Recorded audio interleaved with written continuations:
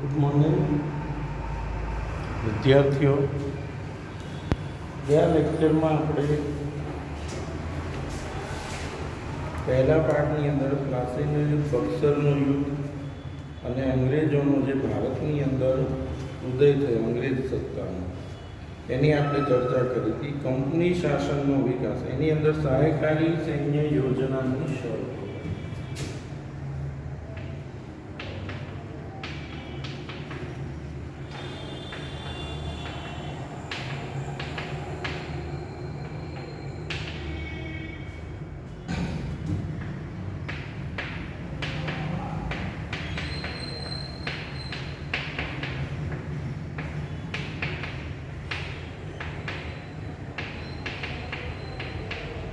હવે આજે સહાયકારી સૈન્ય યોજના બરાબર છે, એની શું શરત હતી? વેલેસ્લીએ સહાયકારી યોજના ભારતમાં દાખલ કરી કે ભાઈ ભારતની અંદર સહાયકારી યોજના, વેલેસ્લીને જે કામ સોંપવામાં આવ્યું હતું કે સમગ્ર ભારતમાં પોતાનો રાજ્ય વિસ્તાર વધારે, અને એ માટે એને સૌ પ્રથમ કઈ યોજના અમલમાં મૂકી? સહાયકારી યોજના. હવે સહાયકારી યોજનાની શરતો અને અપનાવેલ રાજ્ય નીચે મુજબ. એની શરતો શું હતી? પહેલી, કંપની સરકાર તાલીમ પામેલું સૈન્ય યોજના સ્વીકારનાર રાજ્યને આપશે. આ સૈન્ય રાજ્યના આંતરિક અને બાહ્ય આક્રમણથી રાજ્યનું રક્ષણ કરશે. કે જે કંપની છે, ઈસ્ટ ઇન્ડિયા કંપની સરકાર તાલીમ પામેલું સૈન્ય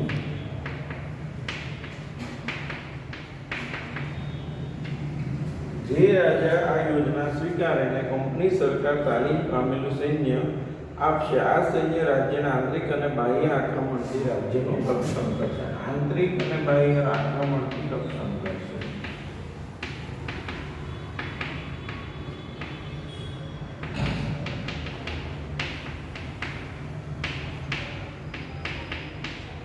બીજું, તેના બદલામાં, હવે આ યોજના સ્વીકારી, આ લશ્કરની વાત સ્વીકારે, તેના બદલામાં યોજના સ્વીકારનાર રાજાઓએ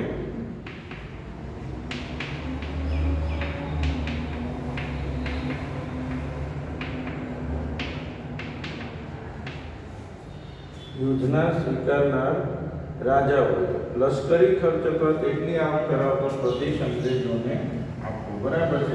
લશ્કરી ખર્ચ આપવાનો અથવા તેટલી આવક ધરાવતો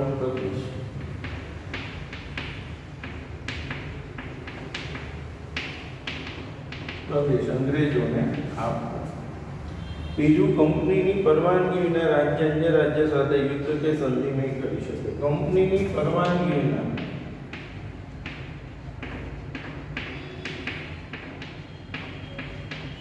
રાજ્ય કોઈ પણ રાજા સાથે યુદ્ધ કે સંધિ કરી શકશે નહીં.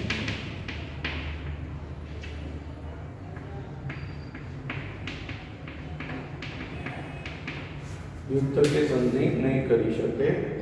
રાજ્યના દરબારમાં એક અંગ્રેજ પ્રતિનિધિ રાખવો. એક અંગ્રેજ પ્રતિનિધિ રાજ્યના દરબારમાં રાખવો.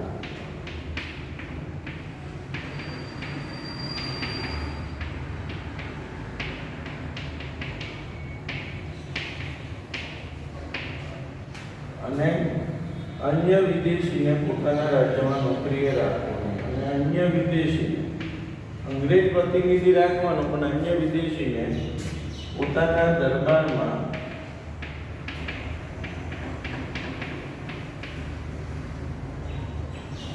નોકરીએ રાખવાનો.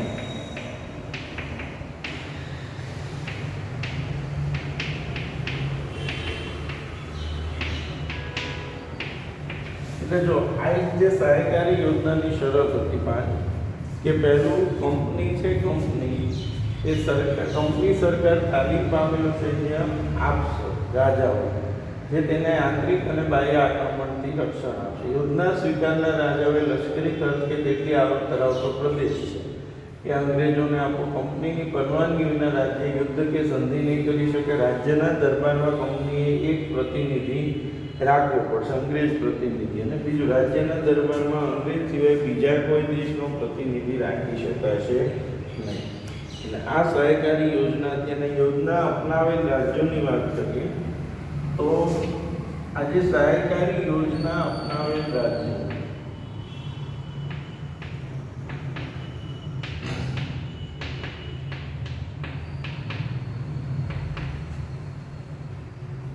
નિઝામ, મૈસૂર, અવધ ગાયકવાડ,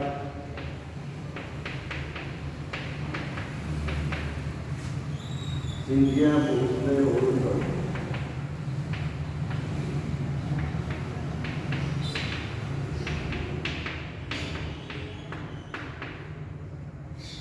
આ બધા રાજાઓએ આ સહાયકારી યોજનાનો સ્વીકાર કર્યો. નિઝામ, મૈસૂર, અવધ, ગાયકવાડ, સિંધિયા, ભોસલે અને હોલકર. બરાબર છે.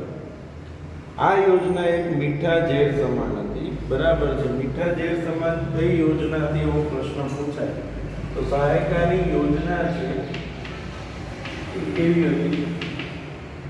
મીઠા ઝેર સમાન. કારણ કે આ યોજનાનો અમલ કરી વેલેસ્લીએ ઘણો પ્રદેશો ઈસ્ટ ઇન્ડિયા કંપનીમાં જોડી દીધા. આ યોજના દ્વારા વેલેસ્લીએ ઘણા બધા પ્રદેશો હતા કે જે ઈસ્ટ ઇન્ડિયા કંપનીની સાથે જોડી દીધા. બરાબર છે. ગવર્નર જનરલ વેલેસ્લીએ ટીપુને સહાયકારી યોજના સ્વીકારવા જણાવ્યું. ટીપુ સુલતાનને કીધું ભાઈ તમે પણ આ યોજના સ્વીકારો, જેનો તેણે ઇનકાર કર્યો. યોજનાના સ્વીકારનો ઇનકાર થતા કંપનીએ નિઝામનો સાથ મેળવી મૈસૂર ઉપર આક્રમણ કર્યું. જો ટીપુ સુલતાને આ યોજના સ્વીકારવાની ના પાડી તો મૈસૂર જે છે એના ઉપર આક્રમણ કર્યું તો અંગ્રેજોએ નિઝામના સાથે રાખી. બરાબર છે. નિઝામનો સાથ મેળવીને કંપનીએ મૈસૂર ઉપર આક્રમણ કર્યું. આ ચોથા મૈસૂર વિગ્રહ દરમિયાન ટીપુ અંગ્રેજો સામે લડતા લડતા મૃત્યુ પામ્યા. ચોથા મૈસૂર વિગ્રહ અંગ્રેજો સામે લડતા લડતા ટીપુ સુલતાન મૃત્યુ પામ્યા.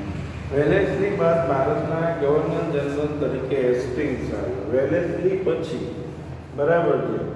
ખાસ યાદ રાખજો કે ટીપુ સુલતાન ચોથા મૈસૂર વિગ્રહ દરમિયાન મૃત્યુ પામ્યા. બરાબર. વેલેસ્લી પછી વોરન હેસ્ટિંગ્સ.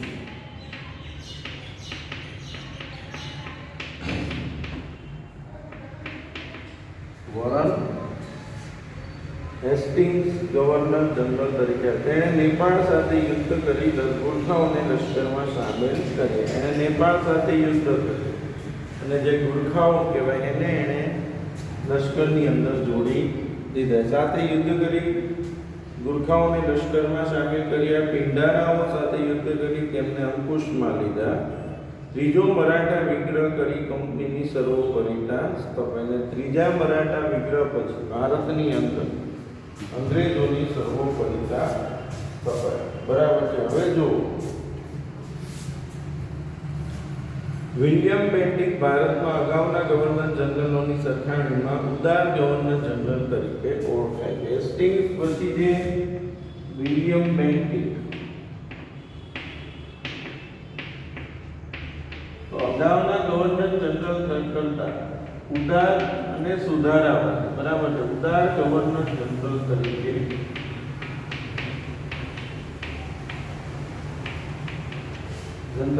વિલિયમ બેન્ટિક ઓળખાય છે.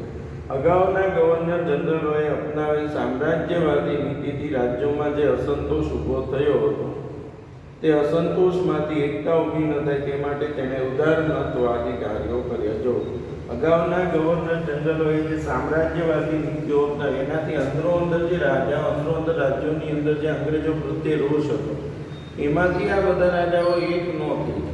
એટલા માટે એને ઉદારતા ભર્યા કાર્યો કર્યા. બરાબર છે. ભારતમાં ગવર્નર જનરલ તરીકે ડેલહાઉસી આવ્યો. પછી ડેલહાઉસી તે ઉગ્ર સામ્રાજ્યવાદી માનસ ધરાવતો હતો. વિલિયમ બેન્ટિકે ઉદારતામુખી કાર્યો કર્યા. ત્યારબાદ ડેલહાઉસી ખાલસા નીતિનો જન્મ. બરાબર છે. ડેલહાઉસી ગવર્નર જનરલ તરીકે આવ્યો.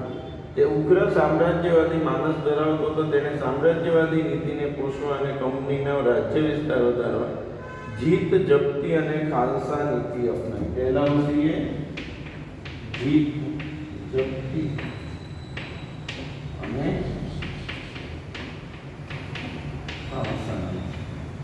જીત જપ્તી અને ખાલસા નીતિ અપનાવી. એટલે ડેલહાઉસીએ કઈ નીતિ અપનાવી?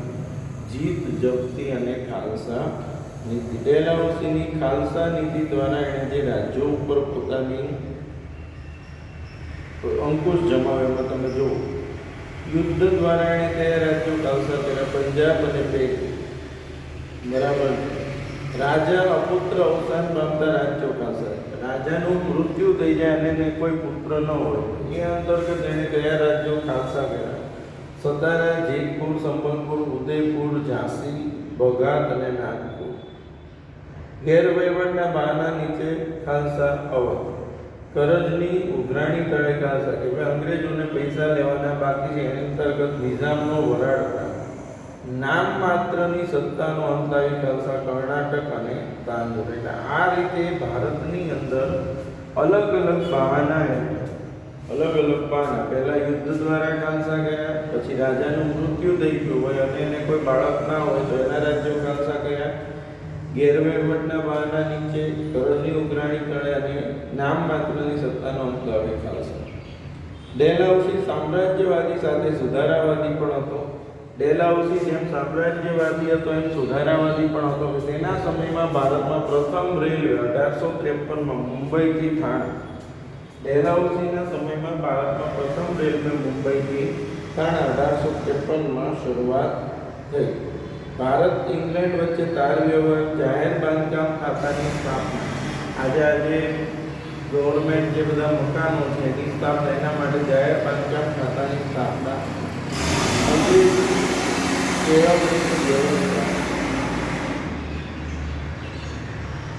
જાહેર બાંધકામ ખાતાની સ્થાપના, અંગ્રેજી કેળવણીની વ્યવસ્થા વગેરેની શરૂઆત થઈ. વિધવા પુનર્વિવાહ અને બાળ લગ્ન પ્રતિબંધક ધારો તે સમયમાં પસાર થયો. જો એ સમયમાં ભારત ઇંગ્લેન્ડ વચ્ચે પત્ર વ્યવહાર શરૂ થયો. બરાબર. મુંબઈ થાણા વચ્ચે પ્રથમ રેલવે વ્યવહાર શરૂઆત થઈ. જાહેર બાંધકામ ખાતાની સ્થાપના, અંગ્રેજી કેળવણીની વ્યવસ્થા વગેરેની શરૂઆત થઈ. વિધવા પુનર્વિવાહ અને બાળ લગ્ન પ્રતિબંધક ધારા તેના સમયમાં પસાર થયા.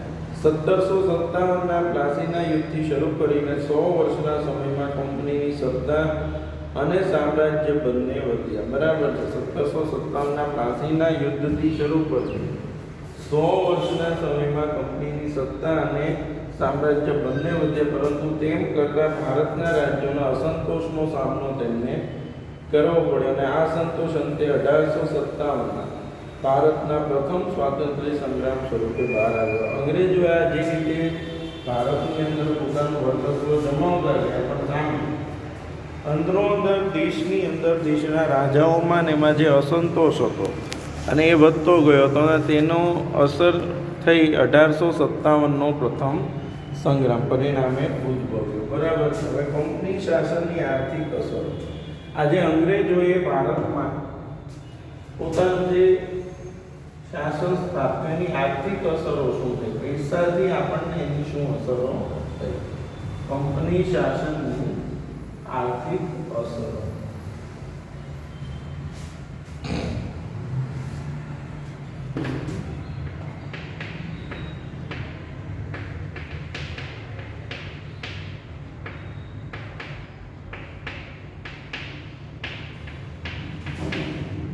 હવે કંપની શાસનની શું આર્થિક અસરો થઈ એની વાત કરીએ તો જો અંગ્રેજોએ જે નીતિઓ અપનાવી એના લીધે જે ભારત વર્ષોથી જે એક આત્મનિર્ભર હતું, સ્વાવલંબી હતું, એ ભારત છે પરાવલંબી બની ગયું. ગામડાઓ હતા એ પડી ભાંગ્યા, ખેતીનો વિકાસ હતો એ અટકી ગયો. ભારતમાં જે વર્ષો જૂના હાથશાળ ઉદ્યોગો હતા, હાથવાળા ઉદ્યોગો હતા, એના ઉપર માટી અસર પડી, કારણ કે અંગ્રેજો અહીંયા આવીને મિલોની સ્થાપના કરી. આ ઉપરાંત અંગ્રેજોના આવવાથી ભારત જે અત્યાર સુધી વસ્તુઓની નિકાસ કરતો હતો એની આયાત કરવા લાગ્યો. એટલે કે વર્ષો સુધી આપણે જેમાંથી કમાણી કરતા હતા એના બદલે આપણે એ જ વસ્તુઓની હવે વિદેશથી લાવવાની જરૂરિયાત ઊભી થઈ. તો જો કંપની શાસનની આર્થિક અસર. જ્યારે આપણે કંપની શાસનનું સર્વેયુ તૈયાર કરીએ છીએ ત્યારે ખ્યાલ આવે છે કે ભારત દેશ જે છેલ્લા સદીઓથી દુનિયાના દેશોમાં આર્થિક રીતે ગૌરવભર્યું સ્થાન ભોગવતો હતો. દુનિયાના દેશોમાં ભારતનું જે એક મોટું સ્થાન હતું તે કંપની શાસનના 100 વર્ષના શાસનકાળમાં ઇંગ્લેન્ડ માટે કાચો માલ પેદા કરનાર અને કારખાનામાં તૈયાર થયેલ માલ માટે બજારની ગરજ સારનારો દેશ બનાવી દીધો. બરાબર. આજે જે અહીંયા વર્ષો સુધી પોતાના ઉપર આધારિત હતો ને વિશ્વમાં નામના ધરાવતો ભારત દેશ હતો, તેને અંગ્રેજોએ કાચો માલ પેદા કરનાર અને કારખાનામાં તૈયાર થયેલ માલ માટે બજારની ગરજ સારનારો દેશ બનાવી દીધો. બંગાળ સુતરાઉ કાપડ, કાચું રેશમ, ખાંડ, શણ, મલમલની નિકાસ કરતું. બરાબર છે. બંગાળ હતું જે સુતરાઉ કાપડ, મલમલ, કાચું રેશમ, ખાંડ, શણની નિકાસ કરતું હતું, પરંતુ દ્વિમુખી શાસન પદ્ધતિમાં બંગાળની આર્થિક ચમક ઝાંખી પડી ગઈ. જે બંગાળની એક નામના હતી તે બંગાળની આર્થિક ચમક ઝાંખી પડી ગઈ. કંપનીની અન્યાયી મહેસૂલ નીતિથી ભારતનો ખેડૂત પાયમાલ અને દેવાદાર બન્યો. કંપનીએ જે નીતિઓ અપનાવી એનાથી ભારતનો ખેડૂત પાયમાલ અને દેવાદાર બન્યો. અંગ્રેજ સરકારે ઇંગ્લેન્ડના ઉદ્યોગોને વિકસાવવા ભારતના કાપડ ઉદ્યોગ પર અન્યાયી જકાત નાખી. ત્યાંના ઉદ્યોગોનો વિકાસ એના માટે ભારતના ઉદ્યોગો ઉપર અંગ્રેજોએ ટેક્સ નાખ્યો. ભારતના ઉન્નર ઉદ્યોગોને કચડી નાખવા વિવિધ અયોગ્ય રીત રસમો અપનાવી. ઉન્નર ઉદ્યોગ ભારતના લોકોમાં જે હાથવણાટ છે, જે કલાકારીગરી છે, જે વર્ષો જૂનો આપણો ઉદ્યોગ છે, તેને કચડી નાખવા માટે વિવિધ નીતિઓ અપનાવી, જેથી ભારતના ઉદ્યોગ ધંધા પડી ભાંગ્યા. ભારતનો કારીગર ગરીબ અને બેરોજગાર બન્યો. કંપનીના વ્યાપારીઓ ખાનગી વ્યાપાર કરી બંગાળના કારીગરો પાસે ટૂંકી મુદતમાં ચોક્કસ જથ્થામાં કાપડ વણીને પૂરું પાડવાનો કોન્ટ્રાક્ટ લખાવી લેતા હતો. કંપનીના જે અધિકારીઓ હતા એ શું કરતા હતા કે ભાઈ ભારતના જે કારીગરો હતા એની પાસે ખાનગી વ્યાપાર કરી બંગાળના કારીગરો પાસે ટૂંકી મુદતમાં ચોક્કસ જથ્થામાં કાપડ વણીને પૂરું પાડવાનો કોન્ટ્રાક્ટ લખાવી લેતા અને કારીગર જો ઇનકાર કરે તો તેને ફટકા મારવાની કે જેલની સજા થતી. એને અંગ્રેજ કંપની ઈસ્ટ ઇન્ડિયા કંપની તો વેપાર કરતી હતી, પણ સાથે કંપનીના અધિકારીઓએ પોતાનો ખાનગી રીતે વેપાર શરૂ કર્યો અને જે કારીગરો એની પાસે લખાવી લે તમારે આટલા સમયમાં આટલું કાપડ આપવાનું, જો તમે આ કાપડ નહીં આપો આટલા સમયમાં તો તમને દંડ થશે, સજા થશે ને જેલ અથવા તો ફટકા મારવામાં આવશે. કંપનીના આગમન પહેલા ભારતના ગામડા સ્વાવલંબી અને સમૃદ્ધ હતા, જે અંગ્રેજોના શાસનની અસરથી ગરીબ અને પરાધીન બન્યા. જે ગામડા આપણા સમૃદ્ધ હતા એ ગામડા અંગ્રેજોના આવવાથી પરાધીન બન્યા.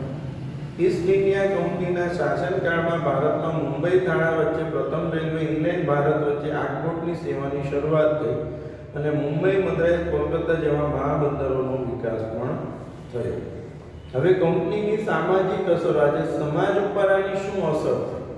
અંગ્રેજોની સમાજ ઉપર શું અસર થઈ તો જો બ્રિટિશ વહીવટી દરમિયાન વર્તમાન પત્રોના વિકાસથી ભારતીય પ્રજામાં વિચાર વાણી સ્વાતંત્ર્યની ભાવના વિકસી. જે પત્રકારકો, જે ન્યૂઝપેપર, વર્તમાન પત્રોની શરૂઆત થઈ એના લીધે ભારતની પ્રજામાં વિચાર અને વાણી સ્વાતંત્ર્ય, બરાબર છે, વિચાર અને વાણી સ્વાતંત્ર્યની ભાવના વિકસી. એ સમય દરમિયાન ભારતીય સમાજમાં કેટલાક પ્રદેશોમાં કુરિવાજો જોવા મળતા. ભારતની અંદર ઘણા પ્રદેશોમાં શું હતા?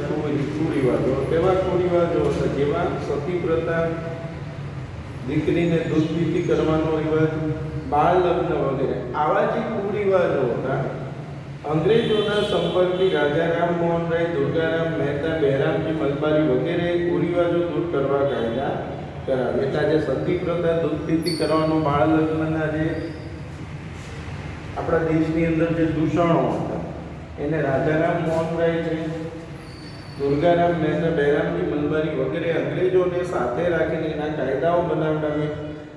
ભારતમાં વહીવટી માળખાનું અંગ્રેજીકરણ થતાં અંગ્રેજી જાણનાર લોકોની જરૂર ઊભી થઈ. પરિણામે મેકોલના પ્રયત્નોથી ભારતમાં અંગ્રેજી શિક્ષણ આપવાનો પ્રારંભ થયો. હવે આખું વહીવટી માળખું અંગ્રેજી થઈ ગયું કારણ કે અંગ્રેજો આવી ગયા.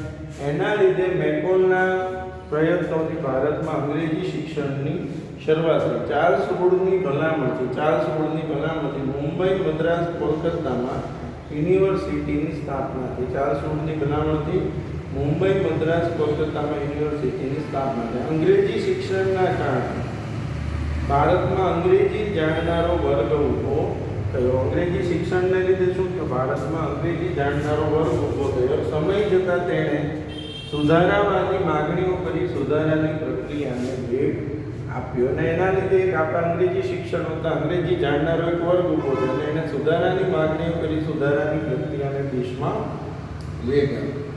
હવે આપણે આખો આ જે પાઠ સમજીએ એમાં આપણે શું એનો ઉપસાર કાઢી શકીએ?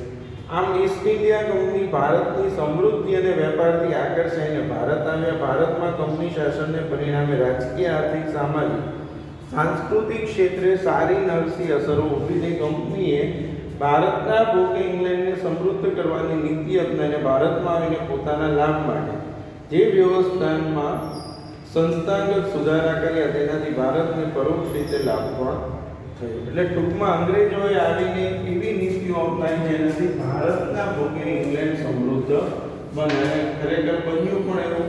આજે પણ આપણને જે ઇંગ્લેન્ડની સમૃદ્ધિ દેખાય છે એ ભારતને જે લૂંટીને જે પૈસા ભેગા કરેલા છે એના લીધે જ જોવા મળે છે. બરાબર. એટલે આ રીતે ભારતની અંદર અંગ્રેજોએ પોતાનું શાસન જમાવ્યું.